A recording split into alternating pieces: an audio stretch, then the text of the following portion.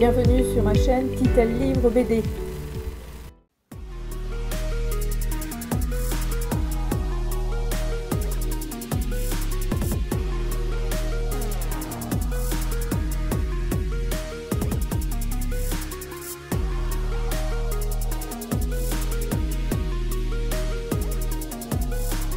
Salut les amis. Alors aujourd'hui c'est un book haul.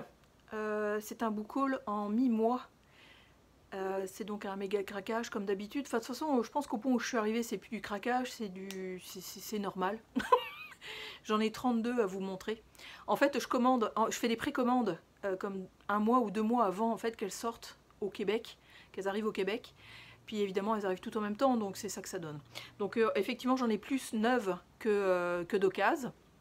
Parce que je continue à commander chez Momox évidemment, je peux pas m'en empêcher, je fais quasiment 2 à 3 commandes par mois, donc c'est ça que ça donne. Donc en fait, je vais vous montrer, donc là vous me voyez effectivement derrière un bout roman puis un bout BD, et c'est ça, donc le BD ça donne ça, mais il y en a encore plein d'autres ailleurs, mais il y a des nouvelles étagères pour les one shot, donc c'est ça que ça fait, ça s'étale un petit peu plus encore.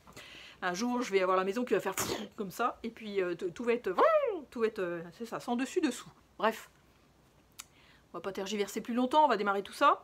Donc, alors vous m'excusez pour peut-être pour les résumés qui vont peut-être pas être très précis, parce que y en a certains que j'ai commandés quand même depuis un petit moment, puis je me souviens plus trop de quoi ça parle. Mais c'est ça. Anyway. Le premier, on démarre avec on démarre vraiment avec la série des neufs, des bouquins que j'ai achetés neufs. Donc, à la librairie L'Encre Noire en fait, où je travaille de temps en temps effectivement. On démarre avec Delcourt. C'est alors scénarisé par Marion Achard et les dessins et couleurs sont de Tony Galmes, et on parle de Quand la nuit tombe, et je pense que ça va être un diptyque parce que là pour l'instant on parle de Lizou.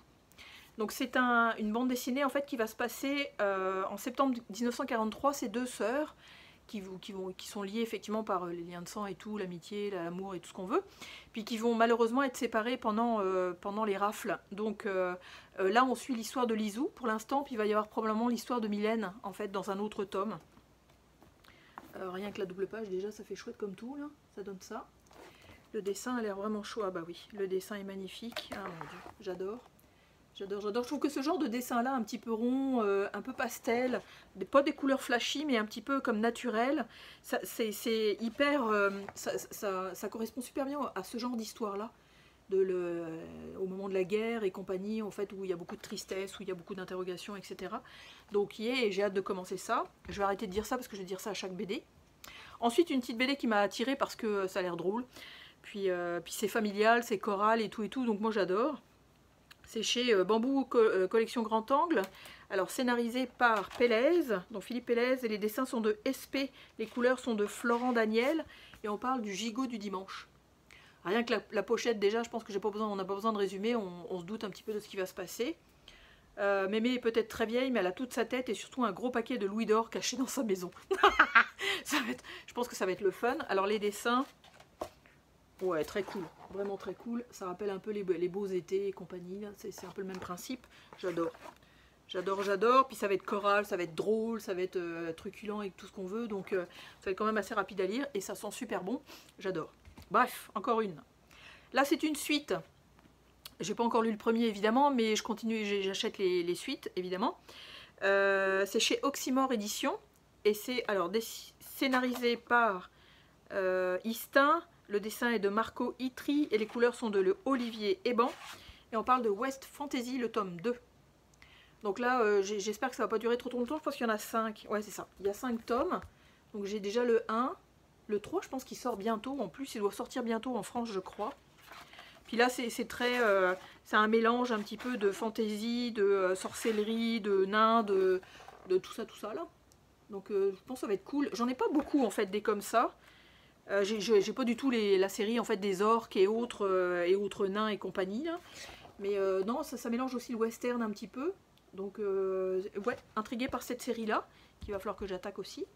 Un tome 2 encore une fois, cette fois c'est chez Glénat.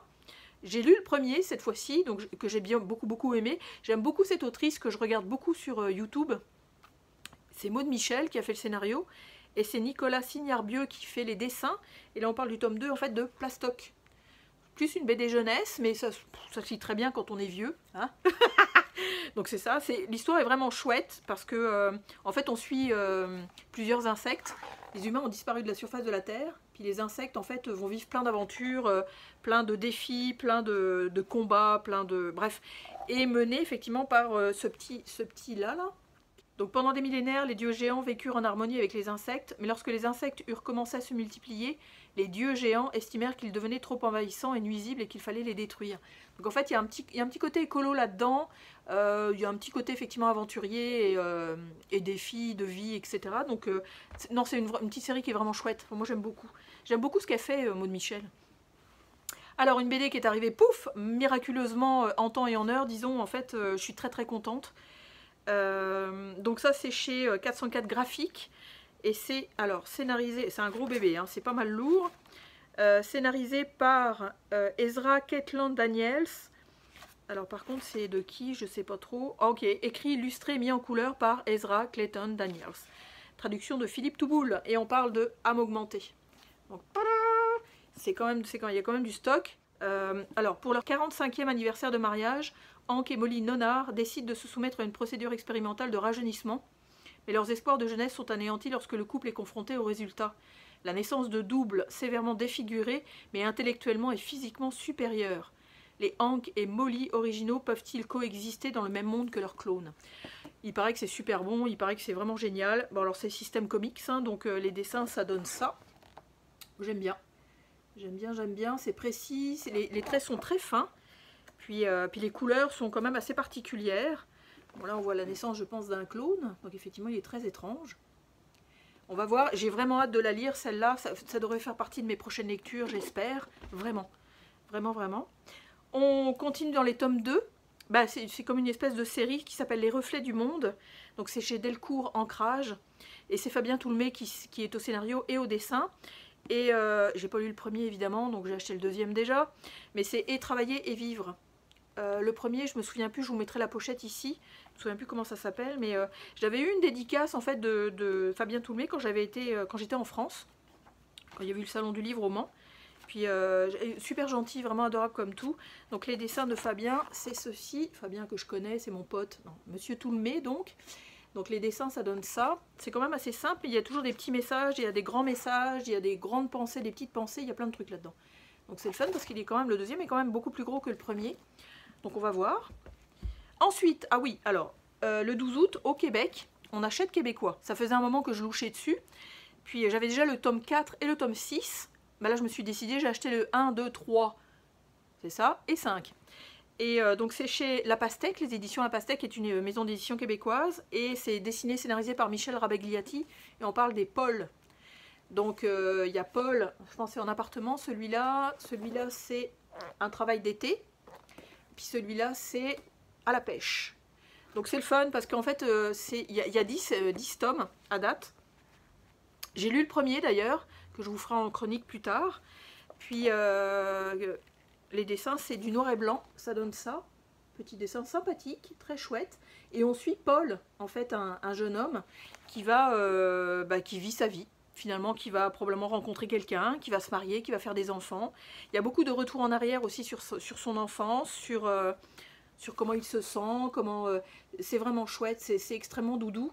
La bande dessinée que j'avais lue, qui m'a vraiment boosté aux fesses pour acheter le reste, c'est Rose à Lille, qui est un livre illustré, mais toujours avec son héros Paul, qui était beaucoup plus grand, avec sa fille qui avait 22 ou 23 ans. Où ils allaient sur une île puis pour vraiment se retrouver soi, etc. Donc c'était vraiment extrêmement touchant. Et je me suis décidée à acheter, donc il y en a 4 en tout là, mais je me suis acheté tout ça en fait le 12 août dernier. Très contente. Il m'en manque plus que 4 donc pour arriver au numéro 10. Ensuite j'ai un petit peu pété les plombs en lisant Blood Moon, donc que je vous ai fait une chronique sur les dernières avis lecture, qui est une bande dessinée d'horreur. J'ai pété les plombs parce qu'en fait c'est au label 619, donc chez Rue de Sèvres, mais c'est dans la série Low Reader. Donc j'ai acheté, pas à ma librairie cette fois-ci, je l'ai acheté plein prix finalement sans mon rabais employé, parce que j'étais impatiente de les avoir et que je savais que cette librairie-là les avait. Donc j'ai acheté chez Planète BD à Montréal, Low Reader, donc tome 2, 3 et 4. Ça aussi j'ai bien hâte de les lire, c'est que des récits horrifiques en fait, il y en a plusieurs dedans, il y a plusieurs nouvelles. puis avec des styles différents, des graphismes différents, des histoires différentes. Donc c'est sûr que ça va être plus ou moins bon en fonction d'eux. Il y a des publicités aussi entre deux. Non, ça va être le fun. Je pense que c'est système moule, mais ça fait un peu magazine. Puis c'est que de l'horreur, donc yeah, je suis super contente. Donc ça. Ensuite, un que j'avais désespérément rayé de ma liste, parce que je l'avais commandé, je pense, en mars cette année, puis il n'arrivait pas. Donc à un moment donné, j'ai dit à ma collègue, oublie ma commande, ferme ça. Puis finalement, il est arrivé. Donc forcément, je l'ai pris. Donc là, on est chez La Boîte à Bulles, et c'est scénarisé par, alors, scénario Fabien Tillon, et les dessins sont de Freeway, et ça s'appelle Le Dictateur et le Dragon de Mousse. Je sais plus de quoi ça parle. Hong Kong 1978, le metteur en scène et producteur Shin Chang-ok, star en Corée du Sud, est à la recherche de son ex-épouse, l'actrice Cho Eun-hee, j'espère que je les prononce bien, mon Dieu, ça m'étonnerait, mais bon, disparue depuis plusieurs semaines. Il finit par être kidnappé à son tour. Comme de nombreux autres artistes japonais, chinois ou coréens avant lui, il a été enlevé pour servir la Corée du Nord. Bon, mon Dieu, ok. Puis les dessins sont chouettes. J'aime ça, les dessins crayonnés comme ça, en fait, où il y a toute une ambiance qui se met en place, puis les personnages sont quand même... Ouais, non, j'aime ça. J'aime ça. Donc on va voir ce que ça va donner. Si vous l'avez lu, dites-le moi, si c'est un truc à attaquer tout de suite. Puis alors là, moi je suis dans ma série, en fait, Femme battue. C'est ça. J'en ai lu un que j'ai trouvé extrêmement poignant. Je vous mettrai la couverture ici. Puis là, j'en ai acheté un autre, en fait. Donc scénario Florence Rivière, le dessin de Steren, couleur de Yu Tia et Silvano Marzo, et c'est Tu n'auras pas mon silence. Donc ça, c'est chez Marabule. Et ça va être encore l'histoire d'une femme qui se fait abuser et traiter n'importe comment par son homme. Donc c'est une réalité. Alors, je ne sais pas pourquoi je me fixe là-dessus ces derniers temps. D'abord parce que ça me touche beaucoup. Ça me touche, moi, en fait, même si j'ai pas d'homme dans ma vie à date. Puis j'ai jamais été femme battue, de toute façon, alléluia. Mais c'est ça, je sais pas, je trouve que c'est intéressant de voir de quelle façon ces femmes-là peuvent s'en sortir, puis pourquoi est-ce qu'elles connaissent ce genre de cas-là. Donc je trouve ça super intéressant. Les dessins sont vraiment chouettes. Les dessins sont beaux, les couleurs sont particulières, mais... Donc ça, on va voir ce que ça va donner aussi. Alors ça, c'est mes achats d'aujourd'hui. J'ai craqué, je l'ai vu en fait sur les réseaux sociaux, puis je me suis dit, ah, Johan Farr, je connais pas trop. Je suis pas très... je connais pas son dessin, sa patte de trop, j'en ai pas, je pense, chez moi. Puis là, il a fait un one-shot qui s'appelle Reine et Dragon, donc chez Dargo. Donc Johan Farr, ça donne ceci. C'est tout petit, donc ça va être quand même assez rapide à lire. Puis Johan Farr, effectivement, j'imagine qu'on connaît un peu la patte graphique. C'est assez particulier. C'est pour ça que je voulais m'essayer juste avec une bande dessinée pour voir. Savoir c'est quoi ses scénarios, puis c'est quoi ses dessins. Parce que ça me parle pas plus que ça. Mais c'est quand même un auteur très connu. Puis avec effectivement un certain succès. Donc je vais voir. Donc ça donne ça. Je vais voir effectivement ce que ça donne. Ça va être quand même assez rapide à lire. C'est un one-shot en plus. Alors là, tome 2, chez Dupuis. Scénarisé et dessiné par Mathieu Salva et dessin Johan Corgier, et j'ai capoté sur le tome 1, je sais pas pourquoi j'ai pété les plombs, j'ai trouvé ça génial. Et ça s'appelle Vermine, donc c'est le tome 2. J'ai pas trop accroché sur In Memoriam, qui est du même scénariste, pourtant ça a l'air d'être aussi starbé et tout. J'avais lu le tome 1 mais j'avais pas trop accroché à l'histoire, mais Vermine, je sais pas pourquoi, j'ai trouvé ça génial, parce qu'en fait c'est un type qui se fait tuer et qui va atterrir dans un endroit en fait où il va devoir faire ses preuves, je crois. Alors, Marcus Garner, vous le remettez? Le mec trop obstiné pour mourir et trop blasé pour s'intéresser à l'univers fantastique créé par ses auteurs. Celui qui jure tellement que l'auteur a dû le censurer. Il est de retour. Et bonne nouvelle, il est obligé de se farcir une introduction complète aux coulisses de la réalité pendant les 6 premières pages. Enjoy! Parce qu'après, on repasse aux choses sérieuses.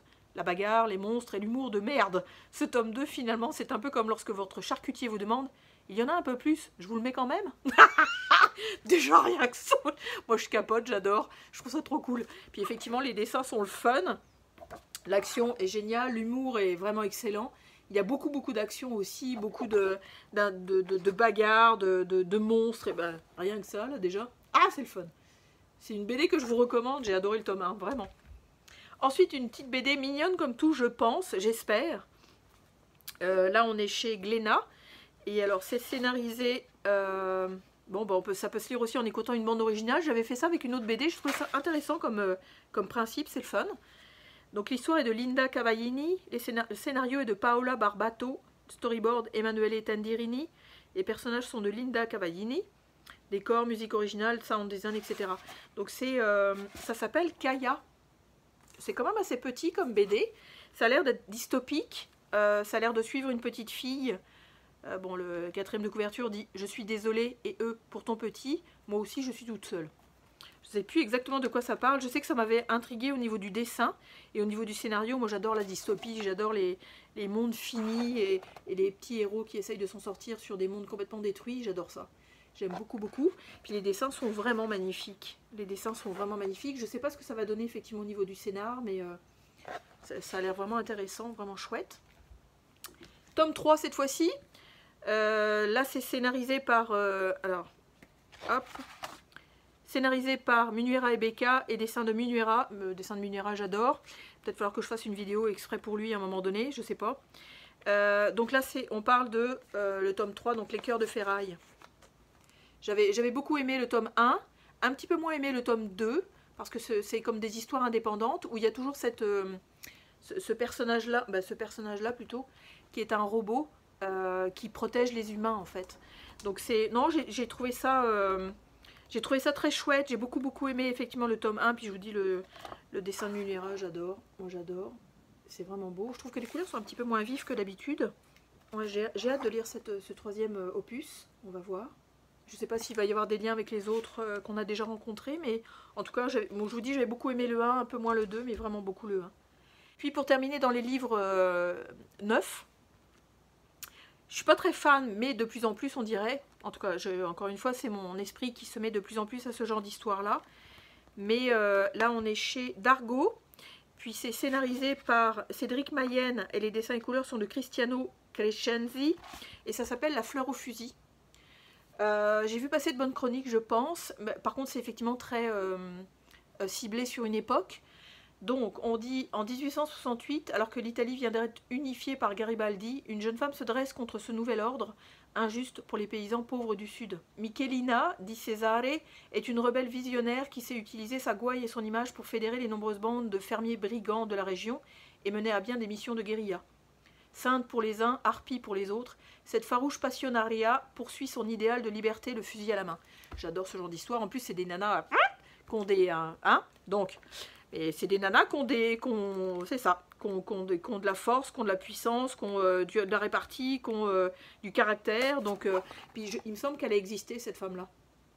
Donc ça doit être tiré d'une histoire vraie, si je ne me trompe pas. Les dessins sont chouettes. J'essaye de vous éviter des scènes un peu olé, parce qu'apparemment, elle est traitée aussi comme une femme, donc, hein, dans ces années-là. Au secours. Donc voilà. Voilà pour tous les 9. Maintenant, on va attaquer les dokases. Alors, les dokases, ma librairie a fait à un moment donné effectivement une vente d'occasion et j'ai eu la super chance qu'il y ait donc Aux Arènes BD, scénarisé par Arnaud Delalande et dessiné par Éric Liberge, ou peut-être le contraire parce que c'est pas vraiment indiqué. Et là, c'est donc Fritz le Maudit. Je pense que la BD, je l'aurais pas acheté en temps normal en fait, je l'aurais pas acheté neuve je pense. Donc je l'ai eu comme vous pouvez voir à 5 $, donc c'est le fun, elle est toute neuve. Et c'est la naissance d'un géant du cinéma. Donc Métropolis, M le Maudit, Docteur Mabuse, les films de Fritz Lang ont changé la face du cinéma mondial, mais la part sombre de ce génie du 7e art demeure encore méconnue. On va voir ce que ça va raconter son histoire, puis c'est assez flyé. Enfin, je veux dire, au niveau du dessin, moi j'ai un peu de mal avec ce genre d'ambiance, c'est sombre, c'est bizarre, c'est tordu, c'est tout ce qu'on veut. Mais on va voir. Je vais découvrir effectivement un cinéaste extrêmement connu. Puis je vous dis, la BD est neuve, donc c'est le fun. Merci madame ou monsieur qui avait abandonné ça à la librairie, c'est le fun. Ensuite, on est chez les éditions Ça et Là. Je suis en train de découvrir des petites pépites aussi avec cette maison d'édition là, je suis assez contente. Puis là, c'est, alors, bon, scénarisé et dessiné probablement par Marcello Quintanilla, j'espère que je le prononce bien. C'est traduit du portugais Brasil. Par Marie Zeni et Christine Zonzon. Puis ça s'appelle Tungsten. Donc c'est mou. Et là ça parle de Salvador de Bahia, Brésil. Les chemins de 4 habitants de la ville se croisent au pied du fort de Notre-Dame de Montserrat. Cajou, ou Cajou, je ne sais pas comment ça se dit, dealer à la petite semaine, Monsieur Ney, militaire à la retraite, Richard, brillant policier, et Keira, avec laquelle il vit une relation chaotique, se retrouvent tous impliqués dans un incident d'apparence anodine. Je m'excuse pour le bafouillage. Il faut que je respire, je pense, parce que je vais aller vite, mais c'est ridicule. Donc, se retrouvent tous impliqués dans un incident d'apparence anodine qui va dégénérer en fait divers. Polar à la construction minutieuse avec en toile de fond le Brésil d'aujourd'hui, Tungsten explore les réactions d'un petit groupe d'individus poussés dans le retranchement et proches du point de rupture. J'adore. C'est du noir et blanc, puis le dessin est quand même chouette. On va voir ce que ça va donner. C'est quand même un beau bébé aussi. Mais j'adore quand il y a des confrontations entre humains et surtout avec des conditions de vie complètement différentes les uns des autres. Donc non, ça va être chouette. Je pense que ça va être très chouette. Ensuite, aux arènes BD, cette fois-ci, c'est Cookie Calcaire. J'avais beaucoup aimé Pénis de table, dont je vous avais fait une chronique dans un de mes avis lecture. Puis là, en fait, il a... Alors, je ne sais pas si lequel est avant l'autre, ça je ne sais pas. Mais il a pondu, en fait, les 9 derniers mois de ta vie de petit con. En fait, je pense que c'est l'histoire d'un jeune papa qui vit la grossesse de sa femme en même temps qu'elle, finalement. Puis, il a une façon de... Son dessin est assez très coloré, très plein d'humour, très spécial, très...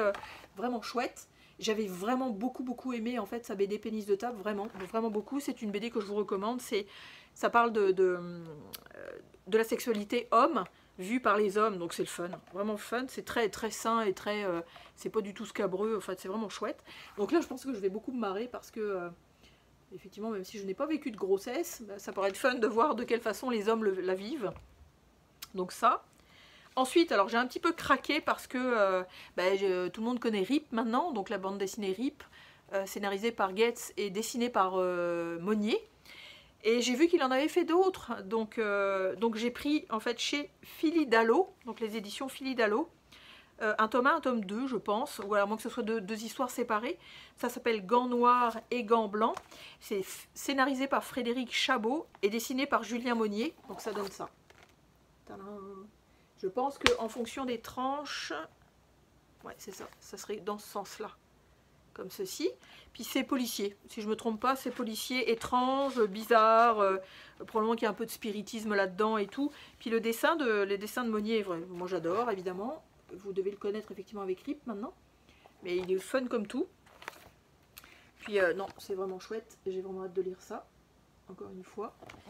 Donc je suis vraiment contente. Ouais, je les ai trouvés pour pas très cher non plus. 14 $ pour l'un et puis 7,43 pour l'autre. Donc c'est le fun. En euros, ça fait 9,59 et 5,09. C'est le bonheur. Et elles sont toutes neuves en fait. C'est vraiment cool. Puis, alors, là c'est chez Jungle Frisson. C'est une série que je continue. Quand les prix descendent sur Momox, ben, je l'achète finalement. Donc là, il va me manquer. J'ai le 1, 2, 3, 4, 5. Et j'ai pas le 6, mais j'ai acheté le 7. Donc ça s'appelle La Brigade des Cauchemars.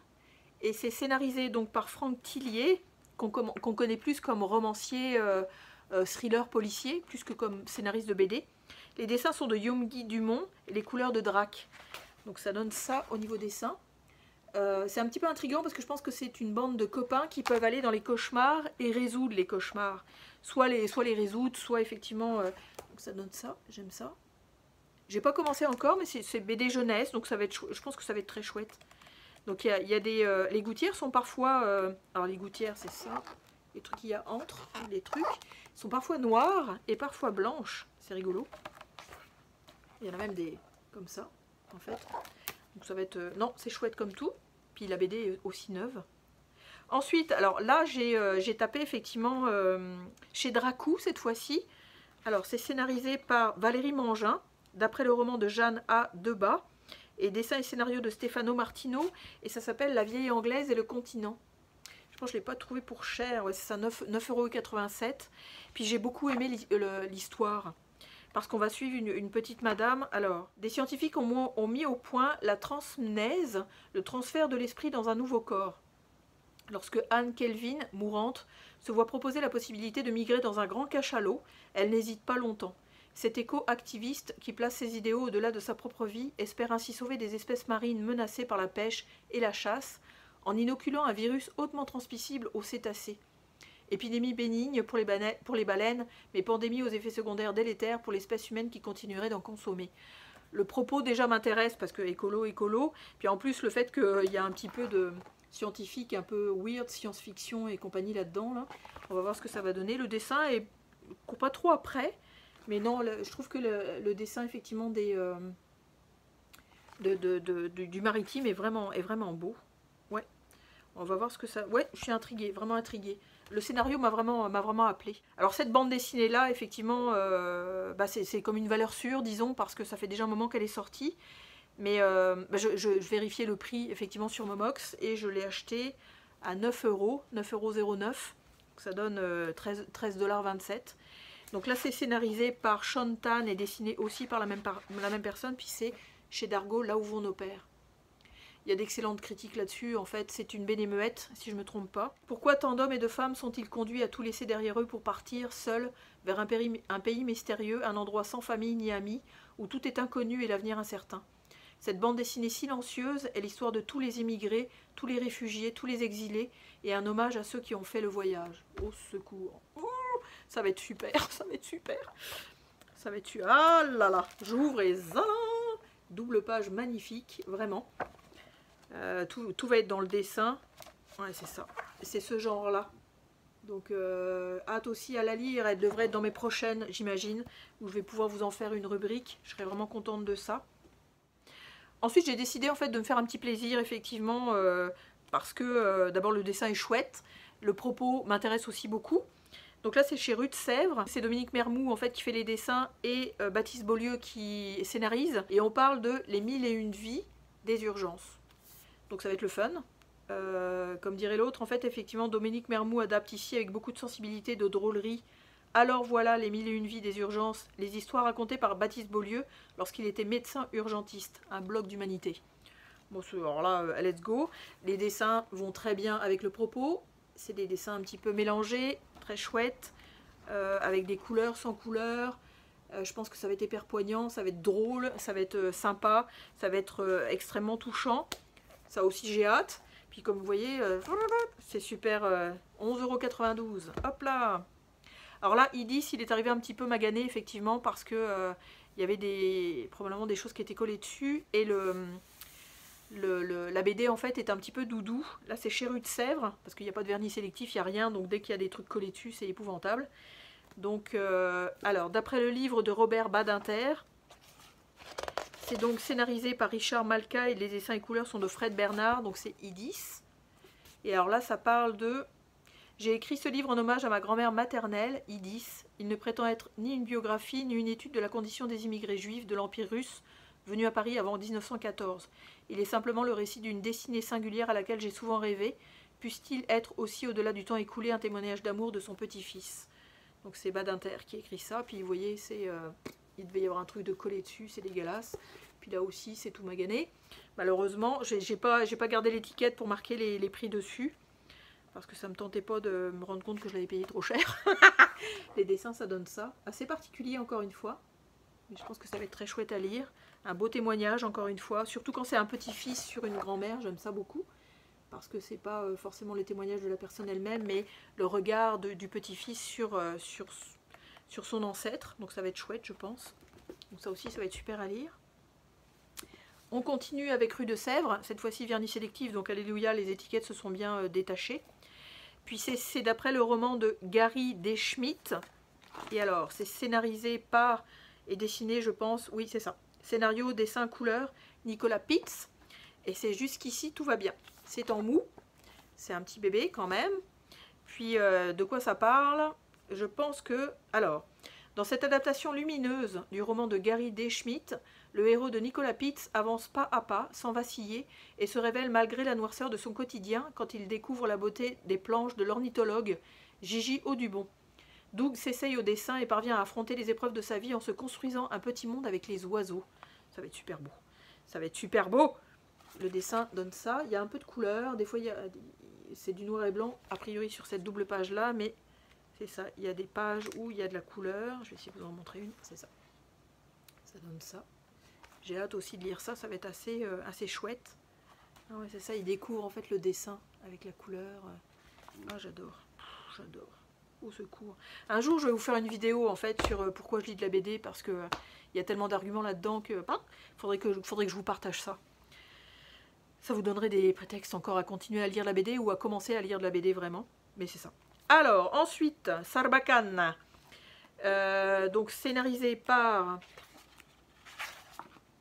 je sais pas, mais c'est à 4 mains. Lorenzo Coltellacci et Tamara Tantalo. Et c'est comme si c'était arrivé. Je sais plus de quoi ça parle. Alors que Francesco se rend aux obsèques de Sophie, son amour de jeunesse, il se replonge dans ses souvenirs au goût doux amer. Et s'il n'avait pas raté le coche, s'il n'avait pas vécu à des milliers de kilomètres l'un de l'autre, si elle l'avait rappelé après ce week-end idyllique au bord de la mer, s'il n'avait pas baissé les bras, et si c'était arrivé. Ouh!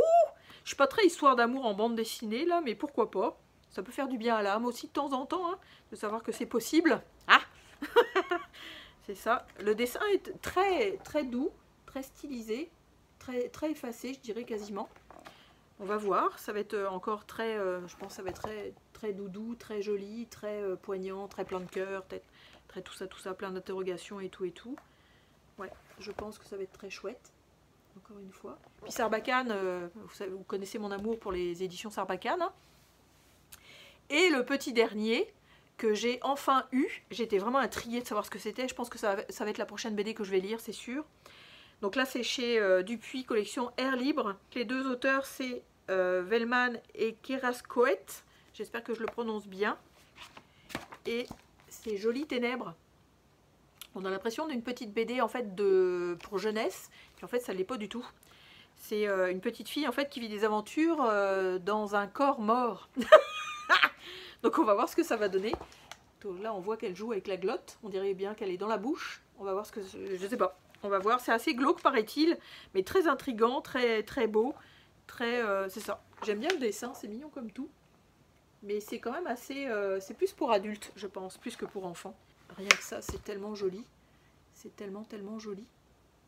Puis non ça va être très chouette je pense. Ça va être très chouette. Donc voilà. Voilà pour ce book haul de la mort. Tous ces bouquins-là sont arrivés en 15 jours chez moi. Ça devrait être un petit peu moins quand même pour le mois d'août après, donc les 15 jours qui restent. J'espère vous faire un book haul en septembre / dernière 2 semaines de août. Et qu'il y en a une trentaine encore, probablement. Et pas qu'il y en ait 42 ou 50. Un avis lecture va probablement succéder à ça. J'espère un autre avis lecture va succéder à ça. Et un autre avis lecture va succéder à ça. Ça serait cool. Donc voilà. Voilà. Je vais vous laisser à vos lectures. Moi, je vais aller aux miennes. Puis, n'hésitez pas à mettre des petits pouces. Ploc, ploc, ploc, ploc, ploc, ploc, ploc, ploc, ploc, ploc, ploc. Moi, je ne demande pas à mettre des icônes ou des emojis ou des je sais pas quoi. Faites le son quand vous mettez vos pouces. Histoire de vous faire marrer un petit peu. Puis, abonnez-vous. Abonnez-vous à la chaîne, en fait, pour faire grandir tout ça. Puis que les auteurs et les BD puissent circuler de plus en plus à travers le monde. Ça pourrait être chouette. Puis mettez des commentaires, si vous avez aimé, pas aimé, si vous les avez lus, dites-moi celles par lesquelles il faut que je commence en particulier, pour être cool. Puis donc je vais vous souhaiter d'excellentes lectures BD, et je vous dis à très bientôt. Salut!